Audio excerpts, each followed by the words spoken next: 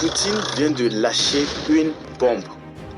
Il est prêt à négocier à la fin de la guerre en Ukraine, mais seulement avec Trump. Pourquoi ce revirement et quels sont les secrets derrière cette offre? Et surtout, quel est le prix que l'Ukraine va devoir payer?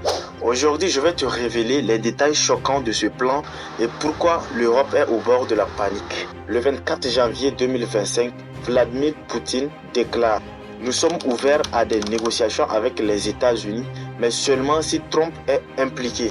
Une phrase qui a fait trembler les marchés et les chancelleries européennes. Pourquoi Poutine mise-t-il sur Trump? Parce que l'ancien président américain a toujours été clair. Donald Trump en est persuadé. S'il était resté président en 2020, la guerre en Ukraine n'aurait jamais existé. Une affirmation soutenue ce vendredi par Vladimir Poutine lui-même. Je dois être d'accord avec lui sur le fait que s'il avait été président, si sa victoire n'avait pas été volée en 2020, alors peut-être qu'il n'y aurait pas eu la crise en Ukraine qui a émergé en 2022.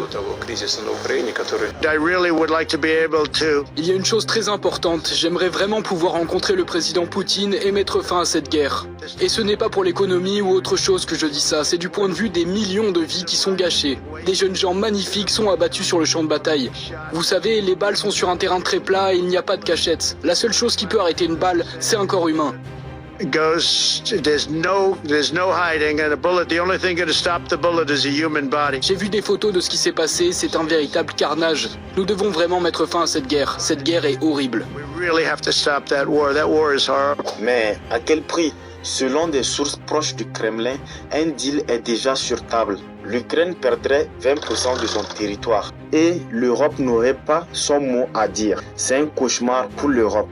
Trump a toujours méprisé l'OTAN. S'il lâche l'Ukraine, Poutine aura gagné sans tirer une balle. Trump disait: pourquoi les États-Unis enverraient-ils des milliards à l'Ukraine? L'Europe doit payer. Zelensky est furieux et disait à son tour: personne ne négociera à notre place. Mais la réalité est cruelle.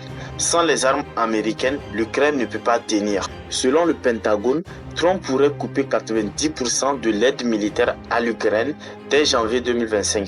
Résultat, les soldats ukrainiens combattraient avec des armes soviétiques face aux missiles hypersoniques russes. En Europe, l'extrême droite applaudit. Marine Le Pen disait: Trump et Poutine montrent la voie de la paix réaliste. Mais à quel prix? Derrière ce deal, il y a un autre enjeu: l'énergie. La Russie promet à Trump d'inonder l'Europe de gaz bon marché en échange de la fin des sanctions. Mais attention, cela tuerait la transition énergétique européenne et renforcerait la dépendance à Moscou. De son côté, Macron prévient: ce serait une capitulation stratégique. Mais l'Allemagne dépendante du gaz pourrait accepter. La fracture européenne est inévitable.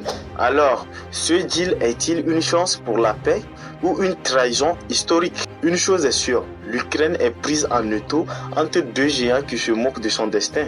Et toi, qu'en penses-tu? Trump est-il un génie de la diplomatie ou un danger pour le monde? Laisse ton avis en commentaire. N'oubliez pas de liker et de partager la vidéo et aussi de vous abonner.